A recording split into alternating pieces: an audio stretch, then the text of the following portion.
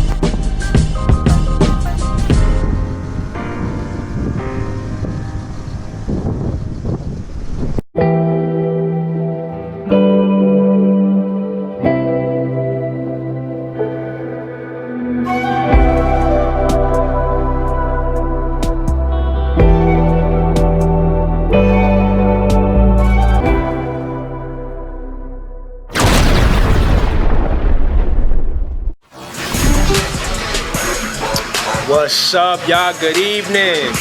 You listen to your boy once again, MVP, most valuable poet. Listen to Being Politically Correct. The power and radical black Puerto Rican man of God from the Bronx for life started. Currently residing in Bridgeport, CT.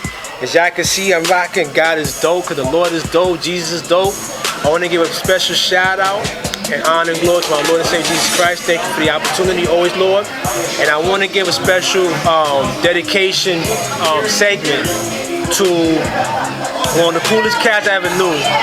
Rest his soul, rest in heaven. My man Jose Merced, aka Blanco. I love you, B.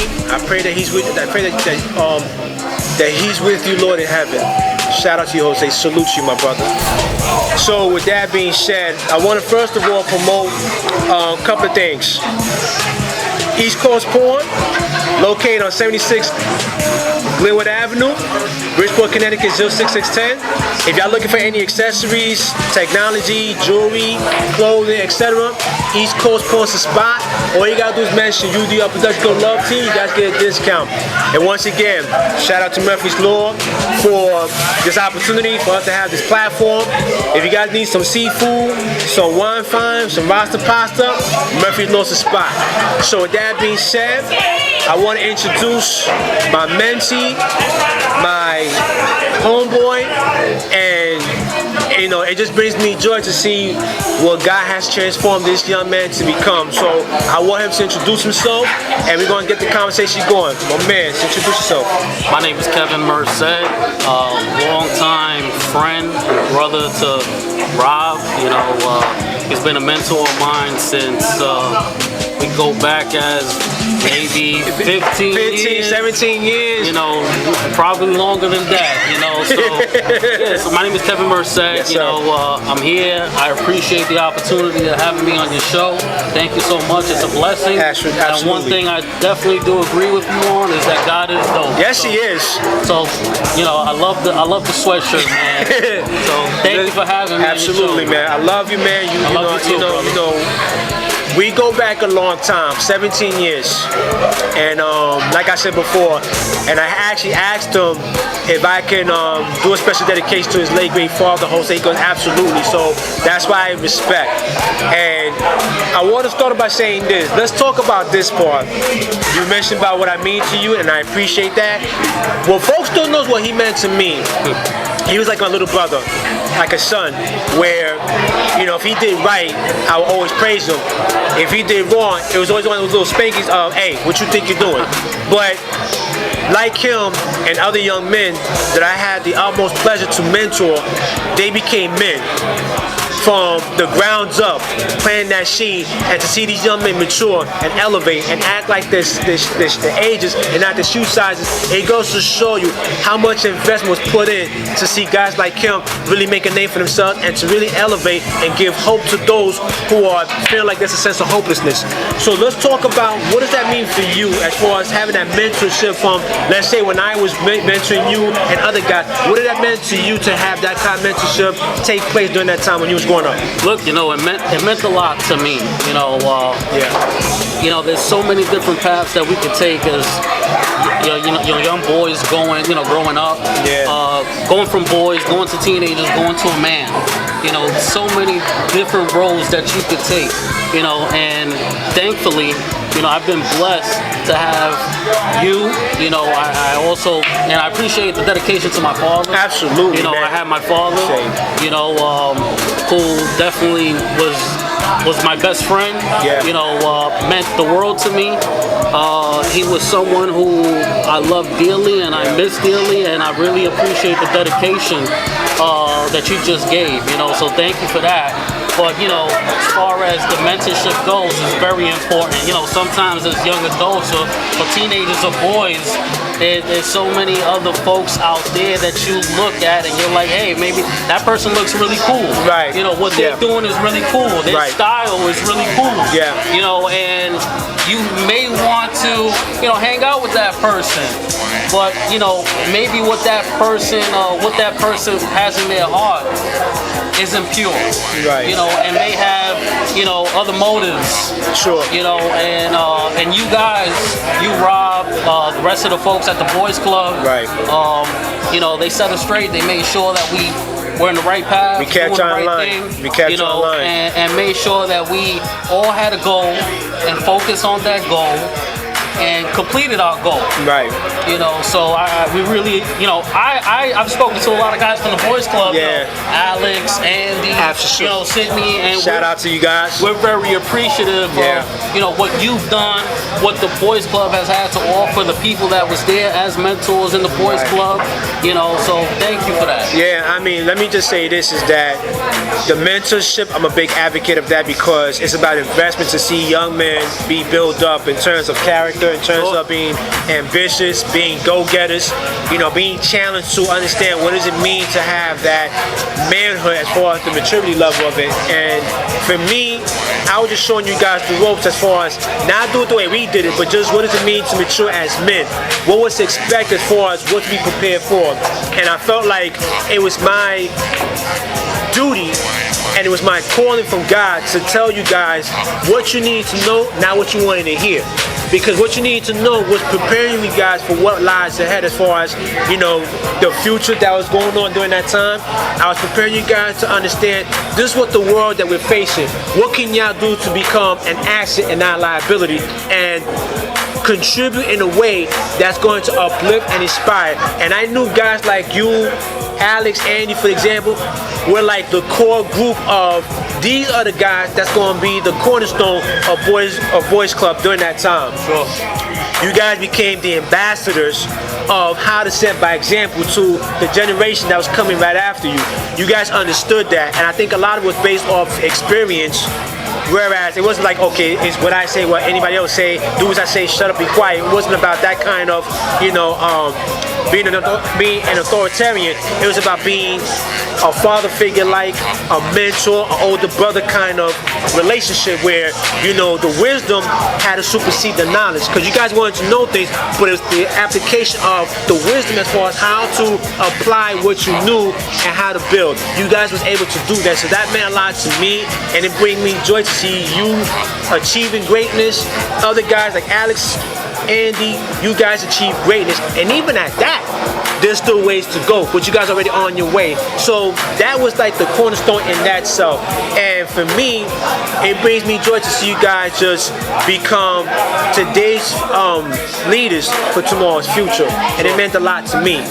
And speaking of being today's leader for tomorrow's future, talk about what you did after high school, because you really took on such ownership after your late great father. May God bless his soul. Talk about what you was involved in and what did your father was teaching you as far as the business that you're in, what did it entail, and what was the whole purpose behind the mission? Well, look, once I finished high school, I got into the labor movement. Right. My father was working for a very big labor union, and he took me under his wing, and he said, come on, we've been doing this for a long time. He's been doing it for a long time. Yep. And I've gone with him since I was a little kid to, strikes and stuff like that, looking to organize new people into the union. And he says, if you like this, I'll teach you, and you can make this into a career. Right. And that's something that that I decided to do. Right. Right out of high school, he brought me in. I started working in the office in the medical fund. From after the medical fund, I went to organizing, which means bringing in new members into the union, recruiting new members. Right. So that way we can negotiate contracts for those new members for better wages, benefits, and working conditions. After a while, after a few years working there, my father decided to step down from the union he was working at, and he founded his own union, Local 811. Right. Right. I remember that. Yep. Him and I had a very deep conversation about that.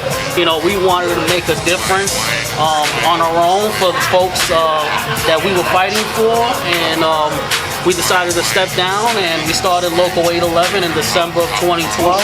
Yep. And since then we were able to organize roughly about 1,200 members, in the tri-state area, in different industries. We represent people in the commercial laundry industry, the hotel industry, nursing homes. We have school bus companies, building maintenance workers. So talk about the drive behind the aspect of having like strikes when there was budget issues, or let's say corporations being greedy as far as corruption, embezzlement.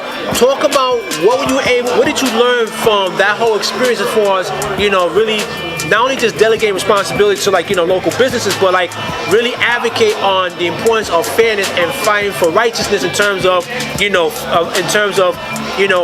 equity amongst corporations, mom and pop size businesses. What was the drive behind, as far as what you experienced from during that time that you was involved in? Look, my father was big on helping people. Right, I remember that. Yeah, he was. And that's where not only my father, but you and everybody else that was a mentor in a boys club played the role in me. Appreciate that. I saw my father helping people on a day-to-day. Okay. And that's something that I admired. Wow. My father would go to these places that he represented, and when he spoke, people would listen, and would look at him and say, and would follow him, and me seeing that was like, wow, I want to do that. Yeah. I want to help people, because I see my father helping people, and he's doing the right thing for them. Right. And they respect him. They see what he's doing. Yeah. So, and that's when I made the decision to go with him. When he asked me, I said, Dad, I want to be just like you. And he would tell me, you know what, Kevin? You don't gotta be just like me. I want you to be better than me. Yep, I remember that. Yep. And that's some big shoes to fill, but we're trying our best to do what we can. He had big feet though, that's for sure. I love Jose. I love him. 6 feet, 200 something pounds, big guy. Yeah, good knowledge. So, but as far as your question goes, I've always been big on helping people as well, seeing, through the examples of my father, seeing the examples through you, Rob, and other folks at the Boys Club. And I see this, a lot of people don't understand what unions are. So that's what I was going to say. I was going to ask you, talk about what is the union in itself, as far as what does it mean, and what's the whole purpose of that, and what is the whole mission as far as why the union are happening around, communities. Look, unions exist because in reality, there are very few laws that protects the workers. Right. And when you don't have a union, there are very few things that the employer, meaning the company, has to do for the employees. Okay. So now here comes a union. Yeah. They step in, and by law, the company has to sit down and negotiate a contract with the union on behalf of the people. The union's negotiating on behalf of the people with the company. Okay, for better wages, for benefits and working conditions. For stability purposes. For stability, for job security. Right. So here's some of the benefits, right? So wage increases, sick days, holiday pay, vacation pay, medical coverage, personal leave, and so forth. Yes, retirement funds. You know, also job protection. Right. You know, an employer can't just. Most people that work for a company that's non-union, they're employees at will. Meaning that they could get terminated at any given point. At any given point for any given reason, or not even be given a reason. You know, so and they had no substantial stability in terms of, like, you know, medical, car insurances, retirement plans, 401ks, and so forth. So, talk about the importance of what it means to fight for people that's trying to, like, have that kind of equity, that needs to have that kind of stability. Because, like I said, medical insurance is going up. Imagine, God forbid, you was hospitalized and you don't have any insurance to have coverage. You know how much the bill's going to be. Sure. Look, think about it like this. You work for a non-union company. You go into your employer's office, your boss's office. You tell your boss, hey, I need a raise. I've been working here for about 5 years. I haven't gotten a raise in 5 years. You know, they don't have to sit down and negotiate a wage increase for you. Right. What they can tell you is, well, if you don't like it, the door's right there. But when there's a union involved, the company has to sit down and negotiate by law. And they have to be very compliant, because now you have something there as far as background. There's something. I mean, look, you know, we deal with, you know, the government. You know, through the National Labor Relations Board, which is a federal agency. You know, and they govern elections that are had between unions and the employers. If, you know, employees want to unionize, and if we do win an election, if any union wins an election, then they hold the company to a standard where the company has to negotiate with the union. Right. You know, look, one of my things is I never promise anything economic. Right. Why? Because, you know, this is all negotiations at the end of the day. You know, but the big thing here is having that opportunity to finally sit across your employer when you couldn't do it by yourself, or you couldn't do it with a group of people. Why? Because you didn't have legal representation, the union behind you to do it. But now you have a union, and by law, your employer has to sit and entertain a negotiation. Right? So now we could sit down, not only the union, but also a group of people, a committee of people that work for that company to negotiate a contract for everybody that works in that company for better wages, benefits, and working conditions. I think for me, and I want you guys to really understand why I brought this young man here, because he's basically speaking about equity, fairness, justice. He's speaking about fairness in terms of fighting for what's important as far as job security, in terms of job placements, in terms of stability, in terms of fighting for what's important in terms of, like, the wages, the retirement plans, the coverages, the insurances, because at some point in our lives we all need these kind of coverages and insurances there, because if we don't have any of that, then guess what? When it comes to owing money in terms of bills from hospitals or any other kind of insurances, and you may not have the finances to pay it off, it's going to be a financial burden. It's a struggle. So, you know, for you to actually say, no, we're going to have a discussion, we're going to create a forum to negotiate and be contractual about these obligations and these demands, to give employees opportunities to continue to elevate, continue to have stability, to make sure they have the financial means to pay off bills, to pay off mortgages, to pay off rent. Because guess what? If you don't have no union, to your point of having a union representation, how can you be able to afford medical bills, insurances? How are you able to afford the means to take care of your family without any kind of backbone? So I really commend what you do. Thank you. Now, talk about this. You mentioned about, when you started to mention about this before we got on the air, about, you know, obviously, and it sounds so redundant, and like I said, I'm sick of wearing the mask, and I'm talking about COVID, and like I said before, COVID can kick rocks, because like I said, it's faith over fear. So, with that being said, you mentioned about how COVID was playing a role as far as like, it impacted companies, organizations. So did you took a hard spill in terms of like a downfall? Did you experience something where like, you had to take a setback because of COVID? Like what was going on during that time when it first happened with the pandemic? Like sure, what happened at that time and where's it at right now? Look, I just want to touch base on something that you said prior. Really quickly. Yep. Think about it like this. There's a lot of these companies that come into our inner city. Okay. Right? To profit. Right. Right? And our folks that are living in the inner city, right? They're working in these companies. And what are they getting for it? Minimum wage, right? There's a factory involved, right? You're paying people minimum wage with no benefits at all, and then in the back of your mind, you're like, wow, as an employee of the company, you think about, wow, you know what? I should have went to school and I should have became a lawyer and I should have became a doctor.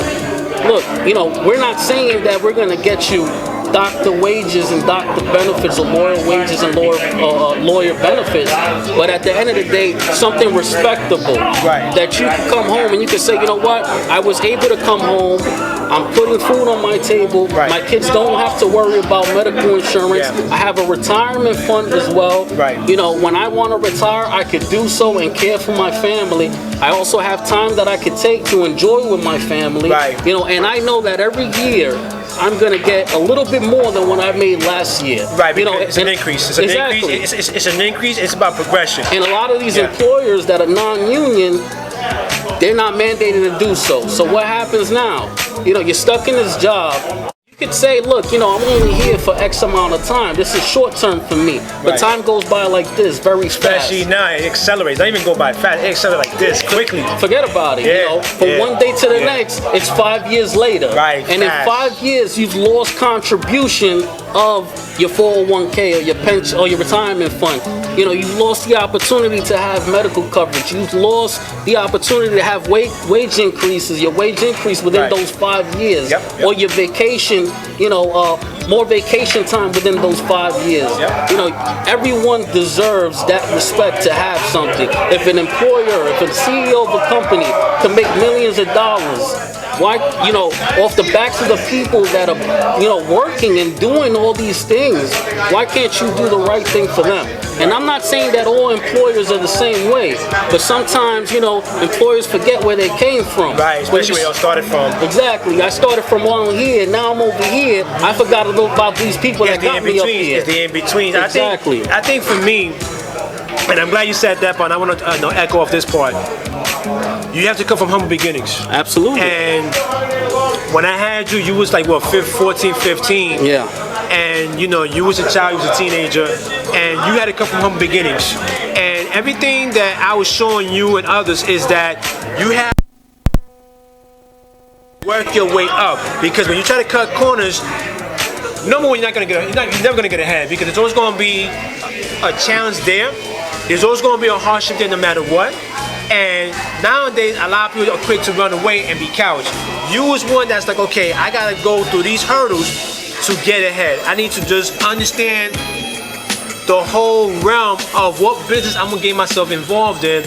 Understand the whole blueprint of what the representation of what the job is, and just really build up your whole body of work. This is what we were showing you guys when, to your point of, you started out on the bottom, working your way up. And look what you've done right now. I appreciate Look what you've done right now. So obviously something that we said was right. Thank you, man. You know what I mean? And the fact to see you guys being that hope to the hopeless brings me joy. I appreciate it. Because like I said, the Lord has ordained me to help guys like you be the best that God wants y'all to be. Point blank. Period. I appreciate it. And so talk about this part. As a young man that you are right now, I'm young too. Don't get it twisted. I'm still bald-headed back in 03 when he met me. I'm still bald-headed and I'm looking good. He looks the same. I look the 17 years same. ago. That's what I'm saying. I want some of that. I don't know what you eating, man. Listen, man, when you have prayer and you have the Lord in your heart and just feeling good and just, living life to the best, to the fullest, sure, all things are possible. But I want to ask you this, and you and I was talking about this before we got on the air, was Talk about and challenge these young people and challenge these young adults about what does it mean to not cut corners, not be spoiled rotten where you expect everything handed to you, but you got to work your way and earn things so that once you accomplish it, you know, you continue to have that drive, that hunger to become the greatest and not the weakest. Look, you know, cutting corners doesn't, you know, it's a temporary thing. It doesn't take you very far. It sure don't. At the end of the day, and most times kids growing up in the inner city cutting quarters will leave you in jail or dead. You know, so there's no gain off of cutting quarters at all. You know, working hard, you know, having that dedication and having that passion is what counts, you know. Right. And also dedicating yourself to what you love to do. Yeah. You know, is a big thing, because if you love what you're doing, you know, you're gonna do it with so much passion. And your whole body of work's gonna be in full circle as far as the display Sure. of the intangibles, as far as going above and beyond, going the extra mile, because you understand the dynamic of what you're dealing with. Absolutely. And that's in any profession. If you love what you do, it's gonna show. Yes. When you don't love what you do, it's gonna be a long day, a knockout drag. It's gonna be so much endurance of just uninspiring, unmotivating kind of mentality that you have nothing to aim for. But when you love what you do, it's gonna show as far as your whole attributes, your whole dignity, your whole characteristic trait as far as who you are as a person. So Sure. to see you have so much passion to say, look, I'm out there on the streets, I'm out there in the communities, I'm out there in corporations, you know, going on strikes, fighting for these organizations, fighting for these mom and pop shops, fighting for these businesses out here that's trying to contribute something to inspire the community and give back. So to see you out there on the ground works, I'm proud of you, because I've always said that, you know what, you are the ambassador as far as speaking up for what's right. And I think that's what this whole union represents, as far as the totality of it, as far as speaking up for what's right and doing what's fair. Sure. And just raising up the awareness of equity, you know, bringing up the awareness of togetherness. Something that you need to fight for, that's important, because I believe that, in my opinion, that if you have nothing to fight for, you're going to fall for everything. Sure. Look, you know, I don't like bullies. Yeah. I've never liked bullies in my life, you know, and there's different type of bullies. You know, you could be out in the street, you got the street bullies, but believe it or not, there's corporate bullies as well. Oh, yeah, absolutely. You know, and they take advantage of the people that need work, that, you know, depend on a minimum wage job to feed their family. A lesser tier. Exactly. You know, and you know what? Everybody's equal at the end of the day. We all bleed red at the end of the day. So why not treat everybody with the utmost respect? You know, so again, it goes back to my point that these people got you to where you were, and you're not doing anything positive for them and their families. And that's where we step in as an organization. And again, you know, look, I brought up passion before. Right. This is something I'm very passionate about. Absolutely. I don't like bullies. Yeah. I don't like street bullies, and I don't like corporate bullies at the end of the day. You know, but corporate bullying is way easier to get away with than street bullying. Why? Because you don't have, you know, a lot of people aren't educated on the union side of stuff. Right. You know, so here as a union, we stop corporate bullying and we put the employees and the employer on an even playing field. Right. You know, so like It's interesting you said that about street bullies and corporate bullies, because I believe that street bullies are folks that you can visibly see. Sure. Whereas corporate bullies, you gotta be in the inner works to actually see who the tyrants are. For sure, man. The ones that's being corrupted, the one that's being greedy, the ones that has the superiority attitude. Yeah. But I love what you said, and I'm gonna echo this part. We all bleed red.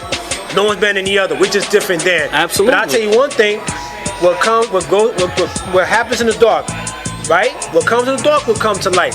So all the bad that has happened, all the tyranny of the bullying of employees, employers, the abuse of those that you look down upon because they look different from you is unacceptably wrong. And I'm glad that you spoke about that, because it's about bringing forth the attention to those who represent that kind of corruption. That's not about, you know, fairness in terms of equal opportunity for employees. And that's what it is, man. This is what we're all about. Equal opportunity.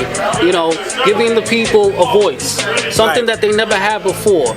You know, and look, you know, you mentioned, you had asked me a question I wasn't able to answer before because I kind of went back. But you had asked the question regarding, the times now, as far as COVID and stuff like that, and what was going on with my membership. Right. Yes, we did lose a few members, a few hundred members, because of the COVID situation. We do have commercial laundries that do business with hotels. Okay. And I did have a big laundry that went out of business.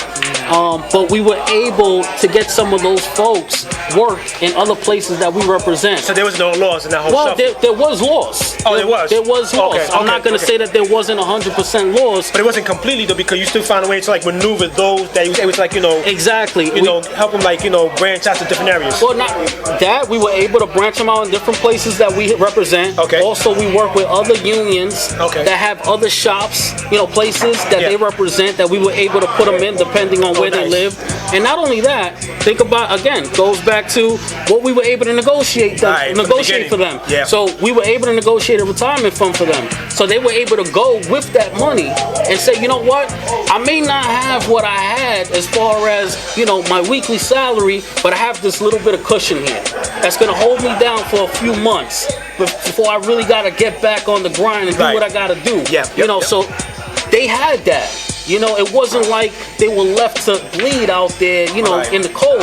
So they had some of the things that they needed to keep pushing forward. Luckily, there were folks that were able to move on to other jobs that we were able to help them with. And, we just had a contract negotiations with a school bus company based out of Yonkers. Schools were closed, right? But now that they opened, we were able to negotiate with higher wages for them people, where the starting rate went from $17 an hour in Yonkers to $22 an hour starting rate. Maxing out at $33, an hour. That's dope. So, there's a lot of things that we were able to do, even though we have, this situation going on with COVID. But there's no excuses, because like you just said, you was able to think out the box, and even in spite of, you maneuver and found a way to say, okay, this is happening right now. What can I do to just still think out the box and find different ways as far as outlets? Sure. And you did that. So that's what I'm talking about as far as from the beginning. What I was telling you guys about, don't speak about it, but be about it and find ways. If one doesn't work, find a backup plan. Sure. And if it didn't work, okay, let's find different ways to maneuver. And you just exemplify the foundation of what it means to mobilize and maneuver. That's the epitome of what it looks like. Thank you, brother. And that's dope, man. I think it's just phenomenally amazing to see how your mindset is. I'm not gonna stay in that bubble and be stagnant. No, I'm gonna maneuver and get going. I gotta figure out. I gotta figure out a different route, a different way. And I think that's important for young viewers to understand and fathom, is that just because something doesn't work at that particular point in time as far as point A, you still got point B, point C. There's different ways. Think out the box. Don't be spoiled and say because it didn't happen, you stuck and you don't know what to do as far as, being hopeless and just feeling helplessness. There's other ways. This is why the mentorship is important. This is why the whole relationship is important. This is why the whole building, as far as investment of one another, is important, because you never know what can happen. Just like right now, there's folks that had no idea this was going to happen, and they see it, and now in some cases they stuck because they didn't know what to do. Look, but you found a way to say, okay, I'm going to maneuver in a different aspect. So that to me, it just goes to show you that, as the Bible says, that perseverance builds up character, and it's not the trials that define you; it's how you deal with those trials. It's how you deal with those trials that truly define who you really are. Sure, man. Look, we have a team. We all sit together, we all think, and our team is not just made up of union employees. Right. Our team is built not only of union employees, but members as well. Okay. That sit in the executive board and make decisions, and also have a voice into what's going on into the union. Right. So, I'm not the only one to grab the credit from this. It goes to the executive board as well. Other members, our shop stewards, people that are involved, that are at their places of workplaces on a day-to-day and are hearing what's going on. And because now they become more informed and aware. Because now they become more informed and aware about, wait a minute, why I'm being shafted as far as being cheated out. Why am I losing wages when we had this stability? So I'm glad you're bringing this out there. Yeah, and look, one of the things that I've noticed is that, we're bigging up all these essential employees, but these employers aren't doing, what they're supposed to do for these essential employees. There's some companies that are giving hazardous pay, but the majority aren't. you know, and that's a big deal for these people that are working during these times, putting themselves at risk, putting their families at risk because, you know, and because they need to put food on their table. I'm telling you, when none of that will come to light, boy, I'm telling you, man, because I've seen this happen, and correct me if I'm wrong on this part, but I mean, I've seen organizations where, like, the top tier employees will get like such a ridiculous bonus, whereas those who have been grinding from jump, who are considered to be, and I'm saying this in quotation, the lesser tiers, are getting shafted. This inequity as far as morale, decency. So I know that's something that I'm sure you've seen, and that's something that you have been focusing on. So just once again, really emphasize on the importance of equal opportunity as far as when you have people that are on the higher tiers making like 6 figures bonuses, and those are getting kicked to the side and have been putting in more work. So really re-emphasize about equal opportunity again. Look, you know, I'm not gonna say that all companies are that way. Right. But there's a lot of companies that are like that. Yeah. You know, and they may, you know, preach that there's equal opportunity, you know, and that we're the advertisement part. Yep. Yeah, we're a company for the people, and we take care of our folks. But in reality, when you go down there, I've been through a lot of campaigns in my 13 years of being in the labor movement, you know, and I've seen some things, you know, and where people, these employers, you know, don't do the right thing for the folks, you know, and this is why we're here, you know, to make sure that these opportunities and stuff like that. But look, you know, at the end of the day, not all employers are bad. You have some that are good, that do the right thing. Right. And you know what? There's no need for a union in those places because the employers are doing the right thing for the folks, taking care of their people. Because they understand the whole body of work. Of course. But then you got those, but then you got those employers that aren't doing the right thing, you know, and kind of need that wake-up call and need to be told, hey, without those people, you wouldn't be where you're at right now. You wouldn't be where you at right now. Absolutely. You know. And listen, with that being said, folks, it's about that time. Folks, you're listening to my boy Kevin Merced. And like I said, get in contact with him because, like I said, he's a great union representative that fights for all corporations and businesses. Thank you. With that being said, folks, once again, I want to give honor and glory to my Lord and Savior Jesus Christ. Rest in heaven, my man Jose, aka Blanco. We love you. I pray to you that you're with the Lord in heaven. Rest in soul. And once again, folks, subscribe, like, and share to UDR Productions Go Love Team. Support your boy MVP, most valuable Paul, being politically correct. We're going to go ahead again till next time. Stay safe. God bless you guys. We love you. We're going to go ahead again till next time. Out. Peace and blessings. Take care.